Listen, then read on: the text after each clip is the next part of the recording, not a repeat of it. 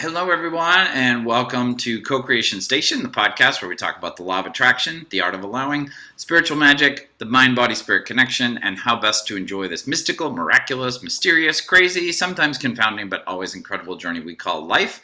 My name is Collin. I'm a teacher, tarot oracle card reader, and I am a singer and guitarist in the rock band Red Treasure, and I'm located in beautiful, sunny North Hollywood, California. My name is Stephanie Orlina. I am a transformational life coach and I help people shift away from negative thinking and it transforms their lives. And I am in San Diego, California today. And, I'm thinking, how are you listening to us or how are you watching us? Are you listening to us on Spotify, the audio version of our podcast? Are you watching us on the Co-Creation Station YouTube channel? Are you listening to us on Castbox or maybe Overcast?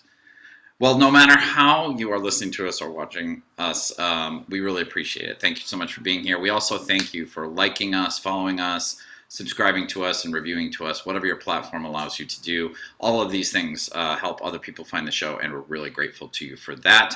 You can leave a comment on YouTube if you're watching us there, and you can always email us at cocreationstation1111@gmail.com.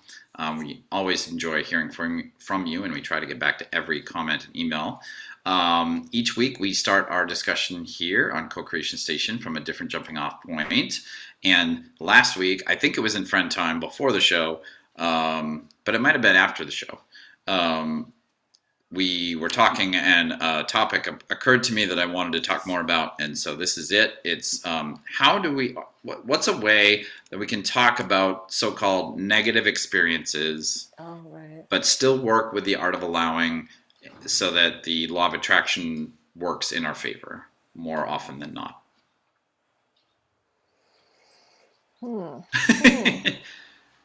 So, well, one thing that occurs to me, Stephanie, is you, and I hope this is okay to talk about it at a general level, that you were at a funeral in the last recent days, and you... Celebration of life of someone who had transitioned in your family, and you really appreciated what one of your family members said about the person who had passed. They shared some really specific, awesome, wonderful memories of this person as a child, and that really moved you, and that you went up and talked to that person afterwards. And, my feelings, just listening to you tell your experiences there, it's not that there was no sadness, it's not that there was no pain from the loss of the person, but that you were open to something that honored that person, but was also very wonderful to listen to and to hear about, and that sparked positive feelings, even though you also had sadness and you also shared sadness with other members of your family. And I think sometimes when people hear about how the law of attraction works and they, listen to some of the advice on how to work with it, it sounds like, well, you can't ever be angry, you can't ever be sad. If that happens, just like distract yourself, say la la la, and start thinking about puppy dogs and rainbows and bunny rabbits. And I don't think I think it's kind of dangerous, actually, if you're in a situation like that, or you're just at home and something happens and you have some sadness or anger or frustration or depression or something. It's dangerous to try to just force yourself to be happy or force yourself to be positive, and that's not really what the law of attraction is about, and it's not what the art of allowing requires. And we can't even do that anyways. Like if I'm depressed or angry, I can't go to happy. Like I just can't get there. Yeah. One of the things that strikes me is that I think the more that we practice this art of allowing, which is like basically just, trying to feel better more of the time, focus on things that feel better, talk about things that feel better, all that good stuff, appreciate what we have, look forward to the future of what we want. For me, what's happened is over time, I have this set point of let's say way back when, before I started really practicing the art of allowing, my set point was down here and I would feel a lot more of negative emotion more often and feel a little bit of joy once in a while. Like I would just kind of bounce and then after practicing this work more and more, my set point raised quite a bit. and I would feel better more of the time. And if I dipped, it felt really uncomfortable. Um, but I think it's just a practice, like for instance, with the celebration of life yesterday, some people said some things about this person that really hurt my heart. And I thought, and when I talked to this other person and told them how much I loved about what they said, I could have went on and on about what all these other things that were said, but I didn't, you know, and even sharing with you, it was very brief. And so I would think what happens is with those negative experiences, like, yeah, something bad happens, I need to call a friend. I need to like journal. That's one of the ways that I let out negative emotion. I remember back in the day, I would beat my pillows on my bed, just like, ah! Just let out the anger, or go out in the garage and, hit the punching bag and just pretend like it was a person, whatever, just to let out that stuff in a really healthy way. The other day, I had something come up, and I was like, oh my God, oh yeah, somebody had reminded me, let it out of your body. And so, like the trauma, the stress. And so I danced. I was just like moving my body in a way, just been like imagining, all that negativity leaving my body. And in a really short time, because I was dancing, I was feeling amazing. So I think it's just a practice with anything. We get a little better out of it. We get better at it. But and paying attention to how we feel. Like if I go on and on about something, and if I start feeling bad, it's just noticing. Yeah, how's that feel? How's that working for you? There's a really famous study that was done, and I apologize, I don't have the title or the year, or whatever, but it's definitely highly Googleable, highly internet searchable, where they did a study with two different groups of people, and they basically were checking in with their level of happiness over time. So they would check in with them at certain intervals and, ask their happiness level, and then they charted that. And the two groups were, the first group was a group of people who had basically we're not prosperous, we're not wealthy, but one of the, here in the United States, one of the mega lotteries. So more than 100 million, like more than $10 million or more in one go. And a lot of them were like the $100 million That winners. one group had won like Mega Millions, Yeah, like it was a multiple group of millions. people who had Okay. individually won that much. Okay. Yeah. Okay. And the other group was a group of people that had been in life-threatening accidents but survived. Often with like disabilities and continuing lingering injuries as a result of the accident. Mm-hmm. And so what everybody kind of assumes the graph would look like of the happiness of these two groups. This is I not know the which result. group was doing Yeah. better. But what people assume it will be is that the people in the accidents will start off happy, and then after the accident happens, they will go down. Sorry, I'm having trouble with the screen. Yeah. And the lottery winners will start down and go up. Yeah, it's the reverse. And the the study actually showed that it's the opposite, is that there's an initial period where the lottery winners go way up, as you can see there, and then over time they go down. Sorry, I'm having trouble with the mirror effect here, but yeah, go Good on you for doing this. Yeah, there we go. Yeah, like here. And the life-threatening injury group is the reverse. They go down at first, right after the accident, and then over the long time, they get happier and happier. Yeah. And this is, obviously this is a study. It's not everyone in the world, and it's, these are averages, so it's not that everybody did this exact thing, but essentially, like there's scientific data that shows that happiness isn't about your circumstances. It's about your mental interpretation of those circumstances. And what that illuminates for me is that, like, whenever you say, oh, wouldn't it be great if you won $100 million? Like, everybody thinks like that would always be great for everyone. Like, there's no example in which that would not be a great thing. And the problem that graph shows is that Um, a lot of people are convinced that money, like a gigantic windfall, would make them happy. But then what ends up happening is a lot of the issues and problems and that come from the way they look at life that were there before they won the lottery Right. persist. The money Yes, yeah. itself It's doesn't change. attitude, Yeah, thoughts, yeah. beliefs, how we live And day to day that the make the difference. yeah, and the thing about the life-threatening accident is that that is something that almost always changes the mindset of the person that goes through it. So it's not, there are circumstances that change, but it's also like you're just sort of aware of like, oh, my life could have ended, but I'm alive. So every minute is a Wait, gift. yeah. Yeah. Well, and And you someone, stop focusing on, well, not stop, but that study shows that statistically people focus less on the circumstances and they focus more on, taking care of there, how they feel because they know it's important to feel good in the precious time that we have. well, and so their focus changes. Right. Yeah. Yeah, Yeah. yeah, yeah. And I recently spoke to someone who said that they had were in the hospital last December um and that he had died on the table and they brought him back to life, and I was like interested right away and thinking, God, did he have a near death experience? And so I asked him, I said, have did you have an experience during that time? And he's like, yeah. He goes, I saw the light. He goes, it's really real. And I believe this. I Hmm.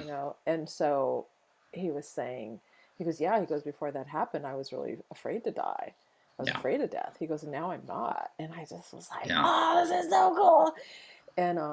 And he said, he goes, yeah. He goes, I think he said 2 years ago my one brother died, and then a year later on the anniversary my other brother died. I'm like, oh my God. I go, that always trips me out when people die on anniversaries of a family member.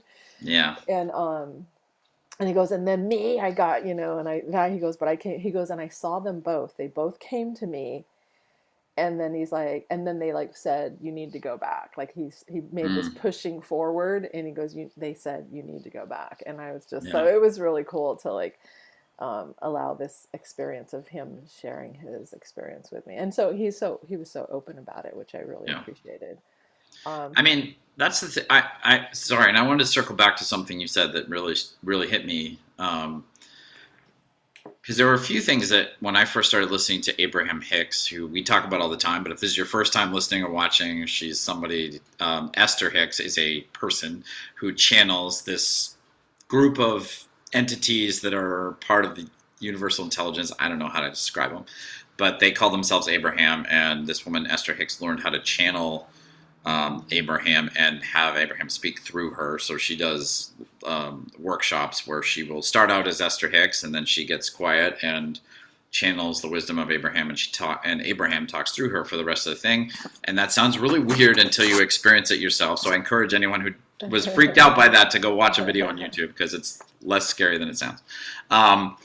But Abraham has helped me understand a few things that when I watched The Secret and I had sort of like a surface level understanding of how the law of attraction worked, I didn't really understand. And again, nothing against The Secret. They try to cover everything in 2 hours, and I celebrate we them for the like The effort. Secret. We love The Thank you, Secret. Rhonda Burns and everyone associated But with that. yes, but I think what we often are trying to prevent here is like people who only watch The Secret and then get frustrated with certain things. And like one of the things I was frustrated with was like that whole thing, because they do say in The Secret, like, well, if you're down and you want to change your emotion, put on a piece of music that you love, or Bob Proctor says like, look at a cute little baby or something, Yeah, you or know. puppy. Who doesn't Um, like puppies? but there were times where I was sort of misinterpreting that of like, oh, okay, well, if I have a negative emotion, I'm doing air quotes for people on the podcast, the audio version. If I'm having like negative emotions, well, then I have to flip the dial 180 and I have to go from like depressed to like super happy. Otherwise, the law of attractions, I'm putting out negative vibes, and the law of attraction is going to, just react by sending me, lots of horrible things. And what Esther helped me understand, Abraham helped me understand, was that there really, if you look at it, there's a scale of human emotion, and we can't really get from like horribly depressed and morose to like super happy and ecstatic in one there's nothing we can do to get us there just under our own control. But what you can do, or what I can do, and I have done this, is like you can go, and I love, like sometimes it doesn't sound like you're doing such a great thing, but it's like if you're super depressed, getting angry is Yeah. closer to joy than depressed. So if you're And it's depressed, relief yeah, from the depression, right? yeah. Yeah. So like if you're just like, you lost your job or something and you're just like, oh my gosh, like now what am I going to do? My life is over. I have no way of earning a living, whatever. Like if you can just get like mad at the person who fired you, like screw that guy. Like I'm better than that. I'm going to get another job. That guy doesn't know, that's still a negative vibration. It's still like quote unquote a negative feeling, but It's it's more empowering, it's right? The more way you said empowering. it. Yeah. Yeah. And Yeah. and it's something that will help me get eventually up to a happier vibration. Well, then you But can go from that yeah, angry to what would be what I don't even know what the scale is, but what the yeah, next emotion, negative emotion is yeah. from that. I had it typed out and printed out, and like I would keep it with me for a while Yeah, when I yeah, first learned that, because I was so in the habit of like, oh, I feel bad, I should start to feel good. And I was yeah, like, no, look at the thing, look at the yeah, list. Where are you on the chart? And just yeah. try to go one up, And again, because people can Google that Abraham Hicks yes, emotional scale, I don't scale, know, emotional what you call it, yeah. guidance scale. Yeah. Emotional guidance scale, yeah. Because another thing I really love about humans, like one of our superpowers is we can do momentum really well.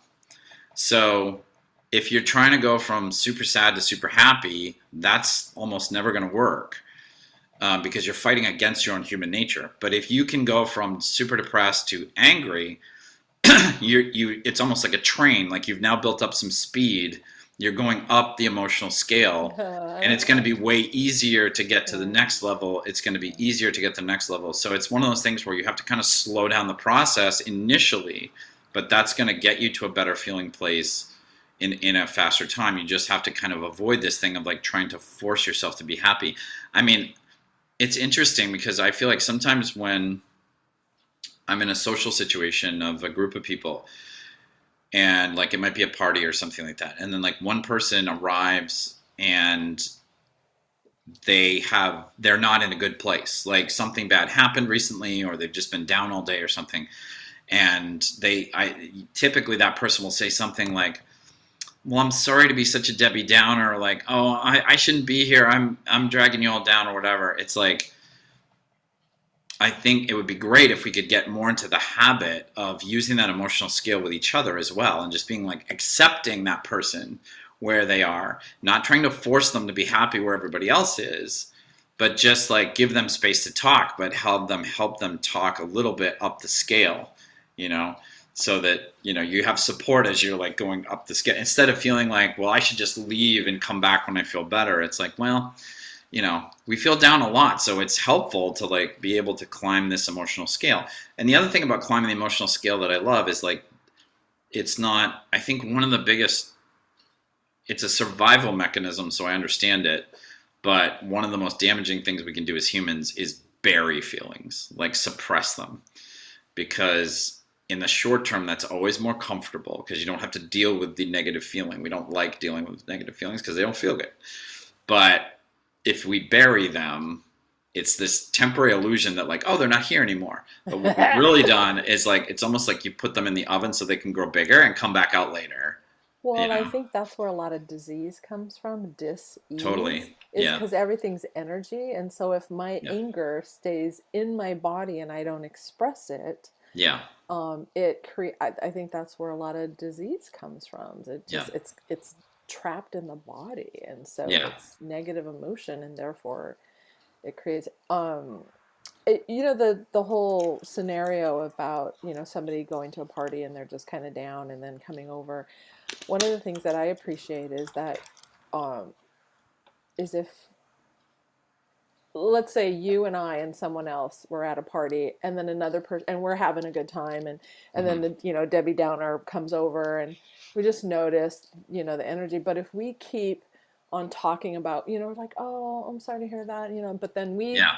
bring them into the conversation and we continue to talk about, let's say it's music or a Hmm. movie we just saw or whatever, like the more we hold that energy, like this person, if they choose, they can climb, they can start to come up their Yeah. emotional. Or I mean, how many times have I or you or someone else been like, we're with someone and we're just kind of down, and by the time we're done spending time, they're like, "Oh my God, thank you so much. I feel so much better." Yeah. Because someone else was able to hold the energy of they were feeling good, and just held space but kept their vibration Yeah. going of feeling better, and then I was just able to gently flow into that higher feeling, better feeling Yeah. place. That's a great point, and it reminds me everyone, if they can, should Google, if you haven't heard it before. It has bajillions of views, so some of our listeners, watchers may have already seen it. But Brene Brown talks a lot about emotions. She's a brilliant author, speaker about emotional intelligence and things. She has a brilliant little 3-minute talk that she gives about empathy, and somebody did some really sweet, cute little animation to go along with it. So there's a Oh, YouTube video. If you go to YouTube and search Brene Brown empathy, this will be the first result, at least at this time that we're making this in 2022. And what she talks about in there is like when somebody's feeling down. If you've never seen it, we can't make it a part of the show because it's copyrighted, but I'd love to have you see it afterwards if you want. Because one of the things that happens in that scenario, like if one of our friends comes over and we're in a pretty good mood and they're in a bad mood, is we have a lot of like defensive maneuvers that we try, and they feel to us like they're helping the other person, but they're actually like denying their experience. mm-hmm. So there's this thing like she calls silver lining, which I did all the time before I watched that video, and now I try to catch myself because it's like has a noble motive in part, but it's really just trying to control the other person into feeling better so I feel more comfortable in that person's presence. Totally done that multiple times. Like, oh, yeah, it's really hard. I mean, when I realize, I'm like, oh, I'm so sorry. But that's the thing. It's like, and if you can put yourself in the other person's position, it's like when I feel really lousy, I don't really want to hear from someone else about the silver lining. Now, there almost always is a silver lining, in everything. But that, like, if someone's in the negative emotions, that's not the time where you want to, like, try to, because that's almost trying to flip their switch for them 180. Yeah. Like, well, you shouldn't be sad because there's a silver lining, so be happy. And, like, that's not going to work. It's also disrespectful. So she says the best thing you can do, like especially if somebody's like had a loved one transition or a bad breakup just happened, or they just lost their job, something really devastating that's really fresh for them. I love what she says. She's like, the best thing you can say to that person is, I don't even know what to say to you right now. I'm just so honored that you shared that with me. Aww. You know what I mean? Because that's what you're talking about, is holding space. Like, just let them be there. Don't try to like force them up the emotional scale.